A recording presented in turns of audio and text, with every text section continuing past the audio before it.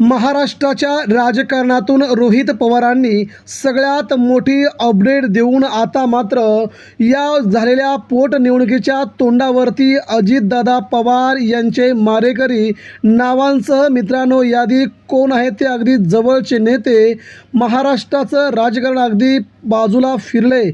जाणून घेऊया महत्त्वाची बातमी मित्रांनो। महाराष्ट्राच्या राजकारणामध्ये सगळ्यात मोठा लोकनेता म्हणून ज्या अजित पवारांचं नाव महाराष्ट्र घेतोय त्यांचा मात्र अपघात झालाच नव्हता, तर तो घातपात होता आता कुठेतरी सगळीकडे दिसू लागले। आणि मित्रांनो, घातपात करणारे दुसरे कोण नव्हते तर मित्रांनो हे जवळचेच होते, हे देखील आता स्पष्ट होईल। मित्रांनो, महाराष्ट्रामध्ये शरद पवारांनी काल महत्त्वाचं विधान केलं आणि त्या विधानाच्या नंतर मात्र सगळीकडूनच रोहित पवार यांचा जल्लोष सुरू झाला। रोहित पवार हे यांच्याकडे काहीतरी पुरावा असेल किंवा रोहित पवार यांनी त्या गोष्टीचा अभ्यास केला असेल म्हणून अजित पवारांचा घातपात झाला हे म्हणतायत, ते त्यांचं बरोबर आहे असं शरद पवारांनी सांगितलं। दुसरीकडे जय पवारांनी म्हटलंय की रोहित दादा ज्या प्रकारची प्रतिक्रिया देतोय, ज्या प्रकारच्या पत्रकार परिषद घेतोय त्यातूनही मला सगळ्यात बाबी खऱ्या वाटताना दिसत आहेत। यावरूनच आता मात्र मित्रांनो अजितदादा पवार यांचा हा घातपात झाला आहे हे जवळजवळ सगळ्यांनाच खरं वाटायला लागले। कोण आहेत ती नावे, कोण आहेत ते मारेकरी दादांना ज्यांनी घातपात घडवून आणला ते आता आपण जाणून घेऊया। मित्रांनो, देशाचे नेते असणारे शरदचंद्र पवार यांनी अजूनही कोणत्याही चौकशीची मागणी केली नाही, परंतु काल मात्र शरद पवार यांनी CBI चौकशी व्हावी ही मोठी मागणी केल्याने देशाच्या राजकारणात खळबळ उडाली आहे। शरद पवारांसारखा बडा नेता अजितदादांच्या या संपूर्ण घटनाक्रमावरती CBIची चौकशी करतो, यावरूनच देशाच्या राजकारणामध्ये काहीतरी घडतंय हे आता पुन्हा एकदा सिद्ध व्हायला लागले। अजितदादा पवार यांचा घातपात झाला हे आता सिद्ध झालंय। VSR कंपनीचे मालक, त्यानंतर अशोक खरात आणि महाराष्ट्रातील काही नेते यांच्यामध्ये अजितदादांचा अपघात ज्या दिवशी झाला त्या दिवशी त्यांच्यामध्ये जवळजवळ 12 प्रकारचे कॉल आणि मेसेजेस झाले आहेत। ही महाराष्ट्रासाठी सगळ्यात महत्त्वाची बाब आहे।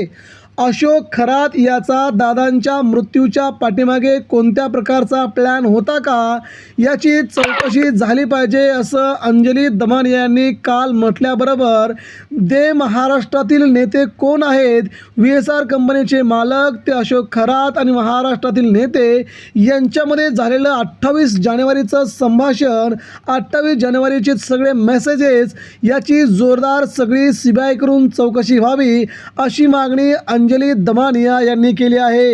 यावरूनच महाराष्ट्राच्या राजकारणामध्ये अशोक खरात याच्याशी संबंधित प्रकरण समोर येऊन अजितदादा यांचा घातपात करण्याच्या पाठीमागे अशोक खरात याच्यासह VSR कंपनीचे मालक तसेच महाराष्ट्रातील 2 ते 3 बडे नेते होते अशी सध्या कुणकुण कुठेतरी सुरू झाली आहे।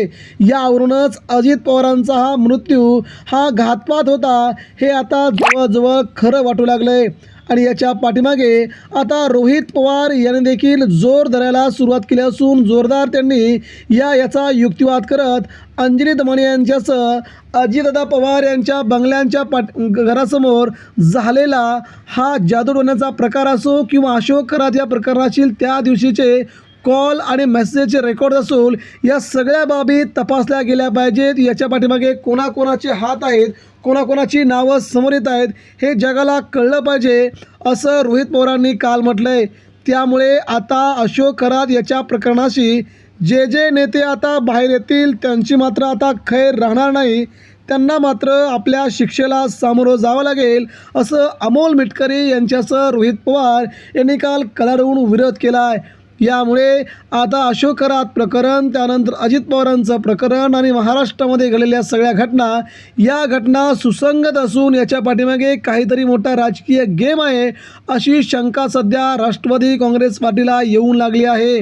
यामुळे रोहित पवारांची पाठराखण शरद पवारांनी केली, रोहित पवारांची पाठराखण जय पवारांनी केली आणि रोहित पवार जे बोलत आहेत ते खरं आहे असं राष्ट्रवादी काँग्रेस पार्टीच्या दोन्ही पक्षाच्या अनेक नेत्यांना वाटतंय यातच दादांचा घातपात झाला आहे हे 100% खरं आहे असं वाटायला लागलं आहे.